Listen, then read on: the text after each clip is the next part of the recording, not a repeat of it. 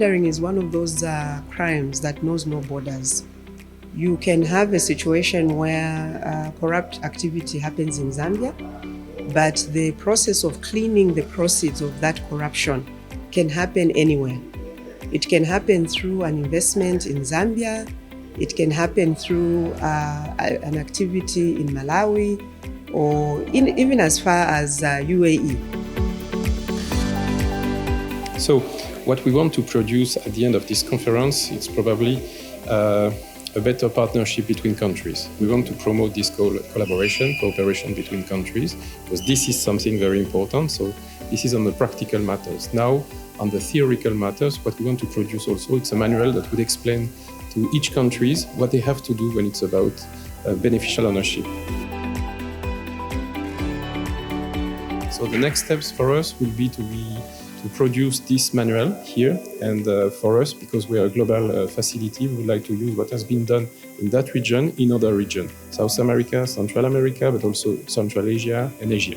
This is what we would like to do. That's the next steps for me.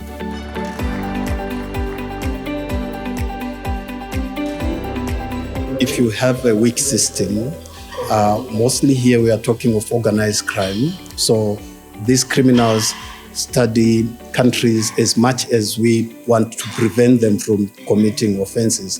So they know which countries have weak systems on anti-money laundering, anti-terrorist financing, and so forth.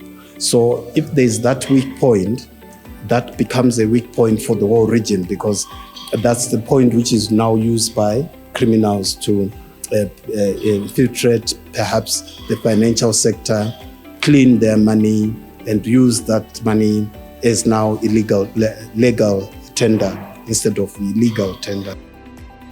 For us, it was more specific to increasing the accessibility of bioinformation, because we're looking ahead to making sure that the bioinformation is now made public.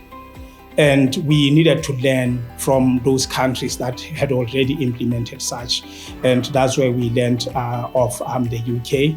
And we learned how they mitigated the challenges that they had and so forth. And it has worked for us, because in preparation to making the bioinformation public, we had to meet with the Data Protection Office, the Financial Intelligence Agency, and the members of the technical committee to discuss, the challenges surrounding making this information.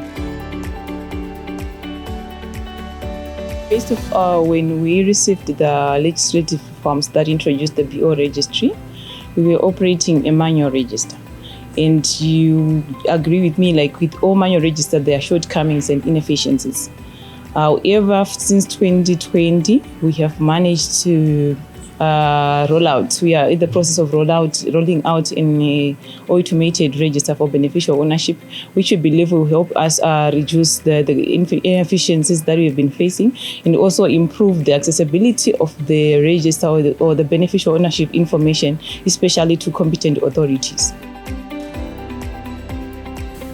Remember, we are a country that we placed on ICRIG.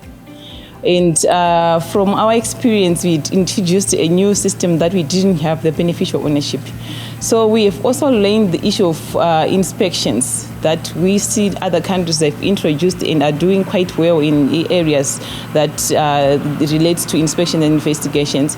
It is something that we will take back home and also introduce in our day-to-day operating of beneficial ownership register.